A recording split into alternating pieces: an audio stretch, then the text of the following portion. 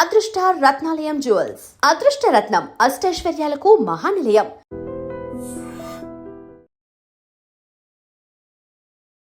Welcome to I dream. నేను Udayasri. Robotic knee replacement surgery గురించి తెలుసుకుందాం. ప్రెజెంట్ మనతో ఉన్నారు డాక్టర్ కృష్ణ కిరణ్ గారు, director orthopaedic Medicor hospital, Hitec City. మాట్లాడదాం. నమస్తే sir, welcome to studio. So robotic knee replacement surgery ఇది చాలా చాలా పెద్ద సర్జరీ కదండి. అంటే ఎట్లాంటి స్టేజ్లో నీ రీప్లేస్మెంట్ సర్జరీ అనేది అవసరం? అండ్ మామూలుగా ఇంతకుముందు నీ రీప్లేస్మెంట్ సర్జరీ డాక్టర్స్ చేసేవారు, ఇప్పుడు రోబోటిక్ నీ రీప్లేస్మెంట్ అంటున్నారు. రోబోట్స్ చేస్తాయా ఇందులో? సో రోబోటిక్ సర్జరీ అంటే రోబోటిక్ యూటిలైజేషన్ ఉంటుందండి. టూల్ ఫర్ ప్లానింగ్, అంటే సర్జరీ ప్లాన్ చేయడానికి. ఎగ్జిక్యూషన్ టూల్ కూడా, అంటే కొన్ని బోన్ కట్స్ చేయడానికి వీటికి మీరు బర్ కానివ్వండి, సా కానివ్వండి, రోబోటిక్ అసిస్టెన్స్ యూజ్ చేసి చేస్తాం. ఎందుకంటే ఎర్రర్ లేకుండా సర్జరీ అవుతుంది. సో యాంగులేషన్ కానివ్వండి, డెప్త్ ఆఫ్ రిసెక్షన్ అవన్నీ ప్రీ ప్లాన్డ్గా ఉంటాయి. అయితే సర్జరీ మాత్రం డాక్టర్సే చేస్తారు. ఒక type of robot, automatic robot కూడా ఉన్నది మన దగ్గర. ఇప్పుడు ఏంటంటే ఆ బోన్ కట్ ఎగ్జిక్యూషన్ అదే వచ్చి చేస్తుంది. సో మనం ఉండక్కర్లేదు అక్కడ, అంటే పక్కన ఉండాలి.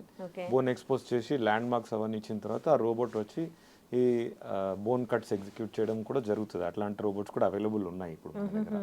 సో ఆటోమేటిక్ రోబోట్స్ అవి. మోస్ట్ కామన్గా యూజ్ చేసి సెమీ ఆటోమేటిక్ రోబోట్స్, అంటే కొంతవరకు మనకి హ్యాండ్ రిలేటెడ్ కంట్రోల్ ఉంటుంది, కట్ చేయాలా వద్దా అనేది. ఇవన్నీ కూడా హ్యాప్టిక్ బౌండరీస్ అని ఉంటాయి, అంటే సాఫ్ట్ టిష్యూస్ కట్ చేయకుండా ఓన్లీ బోన్ వరకే కట్ పరిమితం అయ్యేలాగా చేయడానికి వీలు పడుతుంది. సో సర్జరీలో ఏంటంటే మీరు ఎక్కువ సాఫ్ట్ టిష్యూ రిలీజ్ చేయడము, ముందుకు లాగడము, ఎక్కువ రిట్రాక్షన్ అవన్నీ అవసరం లేకుండా సర్జరీ చేయొచ్చు. సో దీంతో ఏంటంటే కొంచెం యాక్యురసీ ఎక్కువ ఉంటుంది, ఎర్లీ రికవరీ కొంచెం ఫెసిలిటేట్ అయ్యే అవకాశాలు ఉంటాయి. ఓకే. సో అంటే రీప్లేస్మెంట్ వరకు ఎందుకు వస్తారు? ముందు ఎర్లీ స్టేజెస్లో వీళ్ళు కేరింగ్గా తీసుకుంటే అంతవరకు రానవసరం లేదు కదా? అందరికీ రీప్లేస్మెంట్ అవసరం పడదండి. ఆర్థరైటిస్ ఉన్న వాళ్ళకి లాస్ట్ స్టేజ్ ఆఫ్ ఆర్థరైటిస్ ఉండి మొత్తం జాయింట్ అంతా డిసార్గనైజ్ అయిపోయి, కార్టిలేజ్ అంతా డ్యామేజ్ అయిపోయి నడవరాని పరిస్థితి వచ్చి, సివియర్ పెయిన్ ఉండి, నైట్ పెయిన్స్ ఉండి 6 months 1 yearగా పెయిన్ కిల్లర్స్ యూజ్ చేస్తున్నారు, లేకపోతే వాళ్ళ డైలీ యాక్టివిటీస్ కూడా నడవట్లేదు అని వాళ్ళు మాత్రమే సర్జరీకి వస్తారు. అయితే ఇప్పుడు మన దేశంలో చూసినట్లయితే చాలామంది ఒబిసిటీ, మెటబాలిక్ హెల్త్ ప్రాబ్లమ్స్, తర్వాత కొంతమందికి స్వతహాగానే మోకాలు కొద్దిగా వంకరగా ఉండడం, ఇట్లాంటివి జరుగుతాయి పుట్టుకతోనే. ఇట్లాంటి వంకర ఉన్నప్పుడు ఏంటంటే అది నార్మల్ వేరియేషన్ అయినా కూడా లోడ్ ఒక సైడ్ ఎక్కువ పడడము, ఆ మోకాళ్ళు తొందరగా అరిగిపోవడం అనేవి జరుగుతూ ఉంటాయి. సో ఒక కారణం కాదు కానివ్వండి, మల్టిపుల్ కారణాల వల్ల ఈ మోకాలు అరగడం జరుగుతుంది. ఇందులో అర్లీ స్టేజెస్లో ఉన్న వాళ్ళకి still medication, physiotherapy, lifestyle modifications like weight loss ఇలాంటివి సజెస్ట్ చేయడం జరుగుతుంది. అయితే వెయిట్ లాస్ అంత ఈజీ కాదు కదా, చాలా మంది కంప్లై కారు దాంతో. వెయిట్ లాస్ అయితే మీకు బాడీ వెయిట్కి 5 times మోకాల మీద పడుతుంది. 90 kilos ఉన్న వాళ్ళకి 450 kilos వెయిట్ పడుతుంది. వాళ్ళు 70కి వచ్చారనుకోండి, 350 పడుతుంది కాబట్టి పెయిన్ తగ్గిపోతుంది. సో ఈ సింప్లెస్ట్ మెథడ్ ఏంటంటే weight loss. Second important method physiotherapy, strengthening the muscles. Muscles strengthen చేస్తే మసిల్స్ కొంచెం లోడ్ తీసుకుంటాయి. సో అరిగిన పార్ట్ మీద కంటే మసిల్ ఎక్కువ లోడ్ తీసుకుంటుంది కాబట్టి కొంత పెయిన్ రిలీఫ్ అనేది వస్తుంది. కొన్ని న్యూట్రాస్యూటికల్స్ అండ్ మెడికేషన్స్ అవి కూడా ఇవ్వడం జరుగుతుంది. ఓన్లీ ఎండ్ స్టేజ్ ఇంకా లాభం లేదు, వీళ్ళకి పెయిన్ ఎక్కువ ఉంది, పని నడవట్లేదు అంటేనే సర్జరీ. ఓకే. అంటే ఏజ్ వాళ్ళైనా చేయించుకోవచ్చా నీ రీప్లేస్మెంట్ సర్జరీ? ఎక్కువగా వయసు పైబడిన వాళ్ళకి నీకి సంబంధించి ప్రాబ్లమ్స్ వస్తూ ఉంటాయి కదా. సో ఇప్పుడు పేషెంట్స్ 40-50 వాళ్ళకి కూడా చూస్తున్నాం. అయితే రికమెండెడ్ ఏంటంటే 55-60 ప్లస్ వాళ్ళకి సర్జరీ అనేది 1 surgery తోటి లైఫ్ టైం నడిచిపోతుంది వాళ్ళకి. అర్లీ ఏజ్లో కనుక ప్రాబ్లం వచ్చి సర్జరీ అవసరం పడితే వాళ్ళకి మేబీ సెకండ్ ఆపరేషన్ అవసరమయ్యే అవకాశాలు ఉంటాయి. సో వాళ్ళకి ఏంటంటే as far as possible prolong చేయమని చెప్తాం. అయితే 45 yearsకి సివియర్ పెయిన్ తోటి బాధపడుతున్నారు, పని చేసుకోలేకపోతున్నారు అంటే ఇంట్లో కూర్చోండి అని చెప్పలేము కదా. వాళ్ళకి కూడా మనం ఏదో ఒక రిలీఫ్ చూపించాలి. కాబట్టి ఏజ్ స్ట్రిక్ట్గా క్రైటీరియా కాదు ఇప్పుడున్న కాలంలో. ఓకే. ఈ రోబోటిక్ నీ రీప్లేస్మెంట్ అంటున్నారు కాబట్టి కొంచెం కాస్ట్తో కూడుకున్నదా ఇదంతా? డెఫినెట్లీ రోబోటిక్ దీనికి ఏంటంటే స్పెషలైజ్డ్ ట్రాకర్స్ అనివ్వండి, ఎక్విప్మెంట్కి సెపరేట్ టూల్స్ అవి సెపరేట్, ఈచ్ పర్సన్కి సెపరేట్గా వాడాల్సి ఉంటుంది. సో 50,000 to 60,000 1 lakh వరకు డిస్పోజబుల్ ఐటమ్స్ ఎక్స్పెండిచర్ ఉంటుంది కాబట్టి అది ఎక్స్ట్రా అవుతుంది. ఈ నీస్కి సంబంధించి ఏమైనా ప్రాబ్లమ్స్ వచ్చినప్పుడు వాళ్ళకి కరెక్ట్గా ఒక డాక్టర్ దగ్గరికి, దానికి సంబంధించిన డాక్టర్ దగ్గరికి వెళ్ళామని ఒక, అంటే చాలా మంది దగ్గరికి వెళ్తూ ఉంటారు. సో వాళ్ళు ముందుగా ఒక ప్రాపర్ డాక్టర్ని చూస్ చేసుకోవాలంటే మీరు ఇచ్చే సజెషన్ ఏంటి? Orthopaedic surgeons specialising in joint replacement surgery ఉంటారమ్మా. ఇప్పుడు ఆర్థోపెడిక్స్ కూడా హైలీ స్పెషలైజ్డ్ అయిపోయింది. సో ఈ పర్టికులర్ ప్రాబ్లం ట్రీట్ చేసే డాక్టర్ ఎవరని చూసుకొని వెళ్ళడం మంచిది. అండ్ ఒకటికి 2 ఒపీనియన్స్ తీసుకోవడం కూడా మంచిదే. ఈ రోజులలో ఫస్ట్ టైం వెళ్ళి చూపించుకున్న తర్వాత అన్హ్యాపీ ఉంటే ఇంకొక ఒపీనియన్ తీసుకోవచ్చు. చాలామంది సర్జన్స్ అవైలబుల్ ఉన్నారు. But by and large high level of expertise ఉన్న వాళ్ళు చాలామంది ఉన్నారు సిటీస్లలో. ఊర్లలో కూడా ఇప్పుడు కొన్ని డిస్ట్రిక్ట్ హెడ్ క్వార్టర్స్ వాటిలలో మంచి డాక్టర్స్ దొరుకుతారు. అయితే నాన్ స్పెషలైజ్డ్ పీపుల్ దగ్గరికి వెళ్ళినట్లయితే ఏదో రకమైనటువంటి సలహాలు వస్తాయి. సో మన దేశంలో ఏంటంటే ఎవరు పడితే వాళ్ళు సలహా తీసుకుంటారు.